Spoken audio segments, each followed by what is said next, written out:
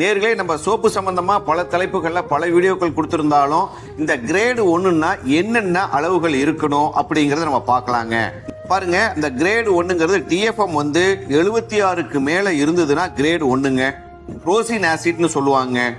Fine மரத்துல இருந்து fine come இருக்குது பாத்தீங்களா, பைன் மரத்துல இருந்து எடுக்கக்கூடிய கம்முங்க, அதை வந்து பயன்படுத்தலாம். அதை பயன்படுத்துறதுனால அது என்ன அளவு இருக்கணும் அப்படின்னா அது 3 இருக்கணுங்க.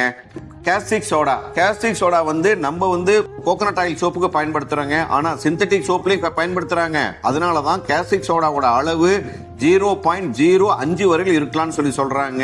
அதுக்கு அடுத்தது பாத்தீங்கன்னா இன்சால்வபிள் ஆல்கஹால். இந்த சோப்பை வந்துங்க லேப்ல வந்து கரைச்சி அதை வந்து டெஸ்ட் பண்ணுவாங்க. புரியுதுங்களா? டெஸ்ட் பண்றப்ப 2.5 இருக்கணுங்க.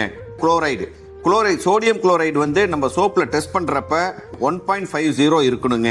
ஃப்ரீ கார்பனேட்டட் அல்கலின்னு சொல்லுவாங்க, அந்த டெஸ்ட் வந்து பாத்தீங்கன்னா 1 இருக்கணுங்க. அதே போல பாருங்க, லேத்தர்னு சொல்றோம் பாத்தீங்களா, நுரை சொல்றோம் பாத்தீங்களா, அந்த நுரை வந்து எவ்வளவு வரணும்னு பாத்தீங்கன்னா 280 வரணுங்க. 280 வந்ததுன்னா தான் நம்ம சோப்பு கிரேடு 1ங்க. இந்த அளவுகள் 7 இருந்ததுன்னா மட்டும்தான் நம்ம சோப்பு வந்து கிரேடு 1ல வந்திருக்குதுன்னு அர்த்தங்க.